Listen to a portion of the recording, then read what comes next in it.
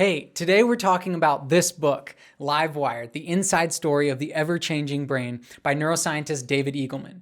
We'll get into why it may be possible to plug your eyes into your auditory cortex, which is usually used for hearing, and still allow you to see, as well as the role of brain plasticity in our everyday lives, a thought-provoking quote from the book, my review of it and my critiques, and some of my thoughts about the future of neurotechnology.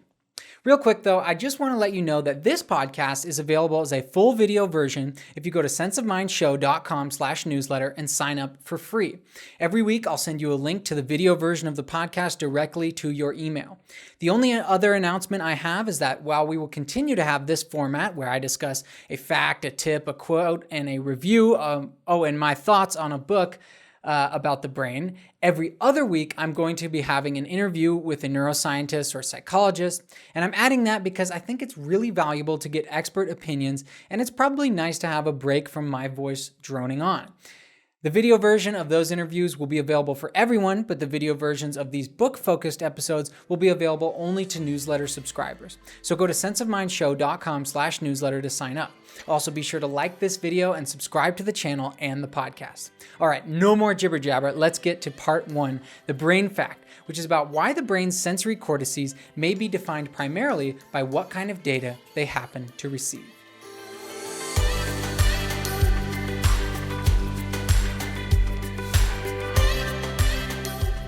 If someone goes blind, especially at an early age, the sensory areas of their brain's cerebral cortex are likely to change to reflect the lack of visual information. For example, the region that processes sound information from the ears is likely to expand into the cortical territory previously used for processing visual information from the eyes. According to Stanford neuroscientist David Eagleman in his book Livewired, this may be one result of a more general principle of how the sensory cortices operate. That is, these areas of the brain are defined not by some genetic template per se, but by the nature of the information they receive. Now, while the evidence from blind individuals is intriguing, a couple of questions remain. First, whether the other sensory areas of the cortex can be similarly modified, and second is how much the age of the person matters. But let's just back up 1 second and talk about sensation and perception more generally. When you sense something, that is, when you see, hear, touch, smell, or taste something, you're essentially taking information in, whether it's visual, auditory, tactile, olfactory, or gustatory. That's the scientific name for taste.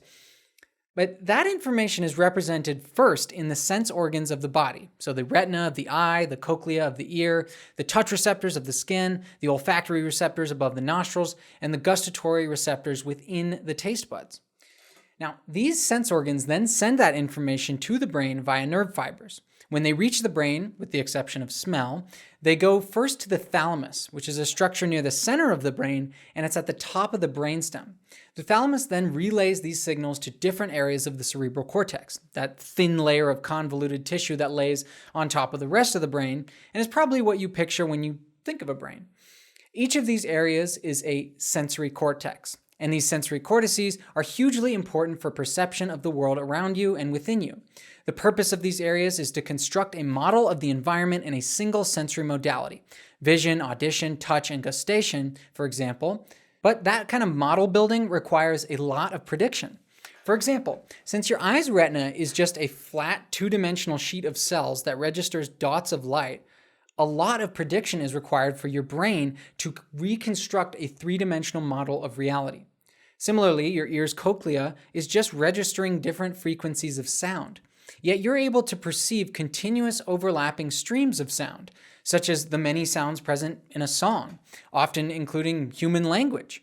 Your auditory cortices are working hard to make that clear perception happen. Now, given what we've just reviewed about perception in the brain, the finding that the visual cortices of blind individuals can be functionally absorbed by the neighboring auditory cortices is pretty amazing on its own. How is it possible that a brain region that usually processes one type of information can be repurposed to process a totally different type of information? David Eagleman's explanation is that these regions are multi-purpose. So the sensory cortex is just a generic sensory processing region that happens to be differentiated based on the sense organs that happen to be connected to it. This is a profound idea because it implies that we could have a very different set of sense organs, with some that sense otherwise imperceptible aspects of our environment. So perhaps Superman's X-ray vision is not so unbelievable after all. Now, without going into too much detail, let's address some of those questions I posed above. First, does this principle apply across all sensory modalities? Eagleman seems to say yes, though he appears only to give evidence of visual or auditory information being processed by other sensory areas, mainly touch, vision, or auditory cortices. And these are primarily cases where someone has lost a given sense, usually sight, and was outfitted with a camera hooked up to some kind of device that converts the visual information to auditory or tactile stimuli. For example, an app on a smartphone that converts information from the camera into different auditory frequencies and thus allows the user to hear sights. If the user practices with it enough, they would be able to navigate pretty well through a room simply by looking with their ears. This is pretty amazing and impressive, but it doesn't tell us whether, for example, one could do the same kind of thing by hooking up a camera to the gustatory receptors in the mouth and allow someone to taste their visual environment, although that's not impossible or out of the question. This limitation notwithstanding, Eagleman could be right. For example, the cortical tissue used for processing vision, audition, touch, and taste is nearly indistinguishable in terms of how the cells that make up that tissue are arranged. Much like the rest of the neocortex, the neurons of the sensory cortices are arranged in general-purpose cortical columns. This similarity in cellular architecture provides a structural argument in favor of Eagleman's hypothesis, and it would seem to fit nicely with other hypotheses about how the neocortex works, such as the neuroscientist Jeff Hawkins' thousand brains theory of intelligence. Now, the second question I raised, and which Eagleman addresses, is about whether the age of the person is relevant in these kinds of sensory substitution and plasticity situations. And it is. As we age, our brains become less flexible and more stable. One relevant piece of evidence for this is that while people who go blind at young ages tend to show dramatic reorganization of the auditory and visual cortices in order to better process the auditory information, people who go blind at an older age tend to show less reorganization and consequently less of an ability to adapt to the lack of a sense that they had relied on for decades. It's not that older people's brains don't change, they just don't change as much, probably because the neural pathways are more well-defined and harder to physically change the synaptic connections. Age matters. Still, many of the inspiring cases that Eagleman describes are about people who are middle-aged or older, but who nonetheless show dramatic improvement when they're hooked up to a sensory substitution device like I talked about earlier. Age matters, but it doesn't prevent massive improvement. That is to say that our brains are labile, flexible, adaptable, plastic. They change in response to what we do. They get better at tasks we practice, more perceptive of things we focus on, and thus they come to reflect our habits. And this leads me to the next part of today's episode, the tip, which is about brain plasticity.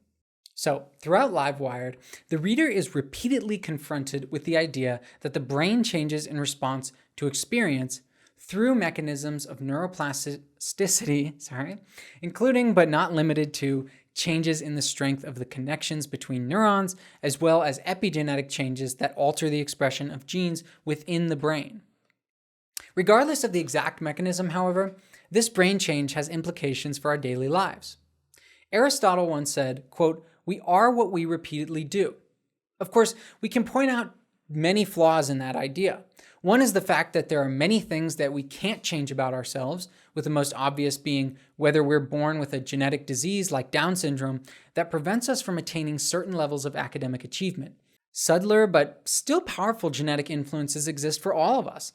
And so some people, thanks to their genetic inheritance, will have an easier time, for example, doing a PhD in physics, while others might be predisposed to succeeding in intricate work with their hands, like pottery. Now, these genetic influences are real, but they do not determine your fate. And no matter how many genes are working in your favor, if your environment does not include, for example, modern educational institutions, you will not become a PhD physicist, regardless of how brilliant you may be in other ways. Now, those caveats aside, Aristotle's point stands. We are what we repeatedly do, in the sense that our habits change us, rewire our brains, and come to define who we are. You can use this to your advantage, but you can also allow it to make your life a lot worse. For example, when you wake up in the morning, you can choose to flood your brain with social media or the breaking news of the moment, both of which are likely to cause you anxiety and put you in a suboptimal state for the rest of your day. Day after day, week after week, year after year, the choices you make first thing in the morning will add up. So if you choose to dive into the toxic pit that is the daily news cycle at 5 a.m. before your mind has time to even interact with the real world, you will probably find yourself more obsessed with the news because you're devoting more of your time and attention to it day after day. Now, combine that with the negative bias that the news encourages, that is, the tendency of news organizations to cover what goes wrong rather than what goes right, and you may find yourself believing that you live in a much more depressing world than is actually out there. Instead, you could choose to read, take a cold shower, meditate, exercise, or simply start your day without looking at your phone first thing in the morning. Imagine if you devoted that time to exploring the nature of consciousness through meditation, or working on a meaningful project, or exercising with the sunrise. Day after day, year after year, those changes add up too, and you may find yourself a more enlightened, more productive, or simply more joyful person than you might otherwise be. While anything you repeatedly do changes your brain a little, the most powerful changes occur when what we are doing is aligned with our goals. And that leads me to part 3 of today's episode, which is the quote from Livewired. Eagleman writes that, quote, "Change is tied to anything that is relevant to your goals. If you're in the far north and need to learn about ice fishing and different types of snow, that's what your brain will come to encode. In contrast, if you're equatorial and need to learn what snakes to avoid and which mushrooms to eat, your brain will devote its resources accordingly. Using relevance as its North Star, the brain flexibly picks up on important details.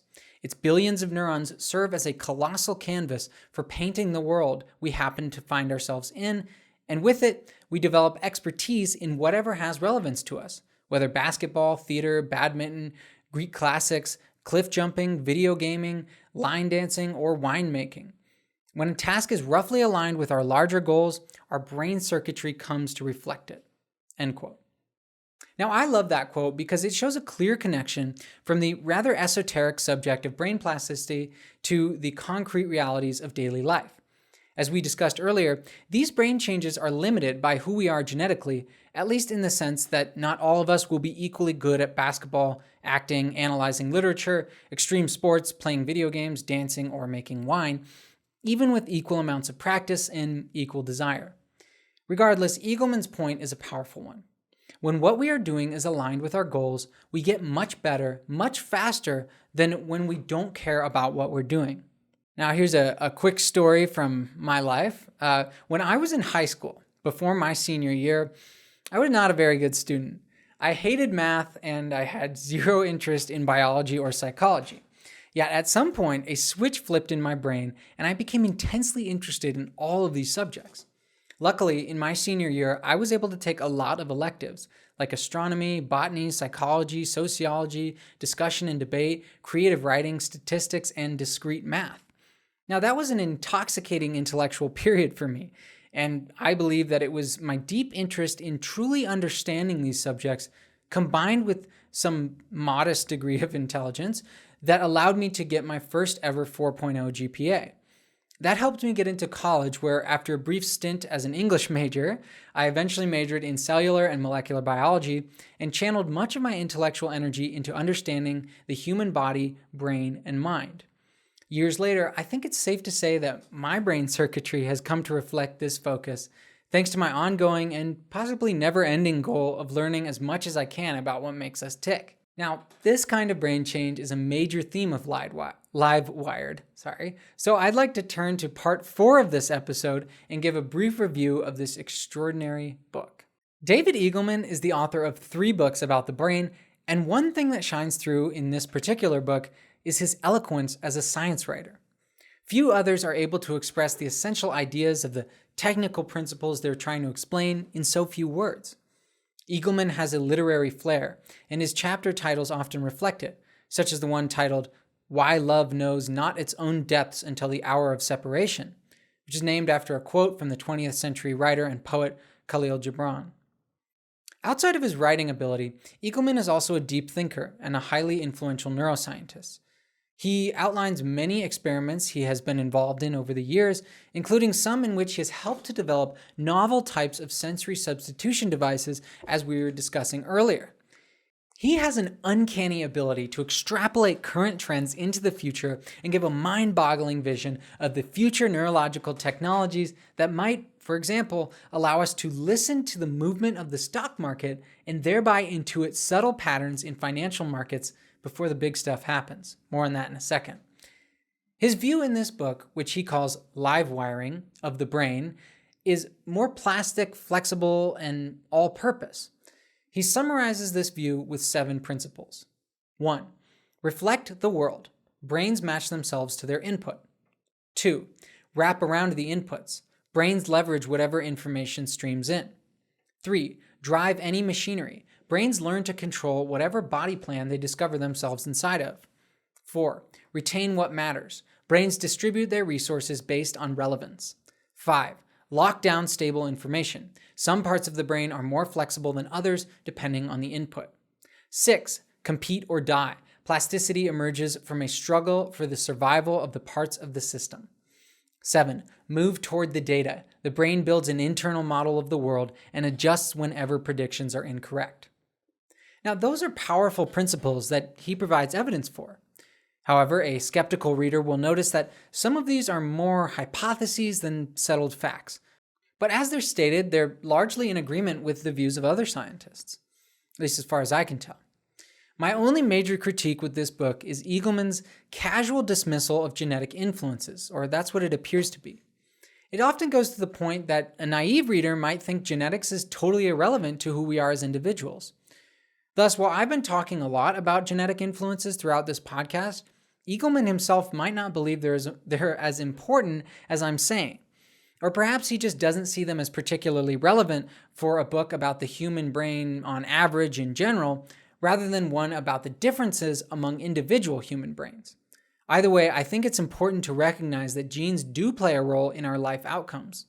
On average, genes account for about 50% of the differences among people in their psychological, meaning ultimately neurological, characteristics.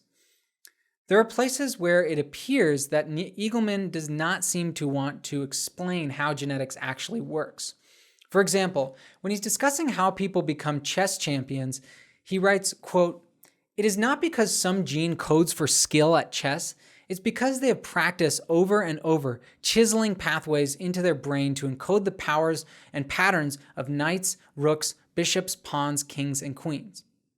But that's kind of a non sequitur. Of course there is no chess gene, just as there is no gene for becoming a doctor or lawyer. But there are certainly genetic differences among individuals that help to account for why some people are more interested in pursuing these activities and why they have more of a knack for them than other people. He's right that no amount of genetic predisposition on its own can make someone a master chess player. But then again, without at least a smattering of helpful genes, it's unlikely that anyone will become a chess master. They may be very good at chess, they may even be champions, but people at the highest level of anything tend to have more than just practice and experience working in their favor. They tend to have genes working in their favor as well. Eagleman is right that genes are only half the story, but that's a pretty big chunk of the story, and I think the book would be more comprehensive if he made more of an effort to recognize that. If you want to know more about genes and behavior, I recommend my recent podcast interview with behavioral geneticist Robert Plomin, where we dive into this topic for about 90 minutes. However, don't take me, or Plomin for that matter, as genetic determinists. The reality is that experience makes us who we are just as much as genes. Both are necessary for fully understanding who we are and how we came to be that way. Now, this leads me to part 5 of today's episode, which are my thoughts about the book, and they have to do with the future of the brain and neurotechnology. As I've alluded to, Eagleman spends considerable time in this book discussing how current neurotechnologies, as well as new findings about the brain, will change the future of our species. In broad strokes, The idea is that we might one day come up with ways of feeding novel data directly into our brains and thereby force our all-purpose sensory cortices to analyze and get meaning out of the data. For example, this might come in the form of a vest worn on your back with an array of thousands of tiny vibrating motors that takes the moment-to-moment changes in the prices of stocks and feeds them into distinct patterns of vibration of the motors, and thus into patterns of tactile sensations in your brain. That might allow you to eventually feel the movement of the stock market and pick up on subtle changes that indicate, for example, that a crash is coming. Or perhaps in the medical setting, real-time changes in the vital signs of surgical patients could be fed into a similar vest, allowing surgeons to directly feel the state of their patient without having to look up and visually read them from the monitors, which diverts their attention from the surgery itself. There are other possible ways of exploiting our brain's amazing ability to find signals in noise that Eagleman proposes. All of these are fascinating. Whichever of these eventually come to pass, I think he's right that we're entering an era in which human perception will be expanded and possibly unrecognizable from our present vantage point. We are living in an exciting time, possibly at the precipice of these and other similarly revolutionary technologies. We don't yet know what benefits and costs these will have for health, education, and many other areas of life, but we can imagine that they will be widespread. I, for one, am hopeful for the future, in no small part because of thinkers like Eagleman, who reveal to the rest of us what exactly the cutting edge of science is likely to find as time goes on. All right, well, that is it for today. Thank you so much for listening and watching.